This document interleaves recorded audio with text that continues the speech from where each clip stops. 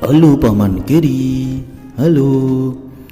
Anak kecil, ini bukan tempat untuk bermain.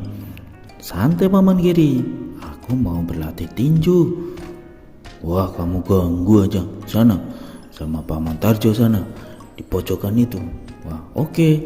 Aku akan berlatih dengan Paman Tarjo. Guys, ikutin Upin. Upin akan berlatih tinju dengan Paman Tarjo. Wih, mana ya Paman Tarjo?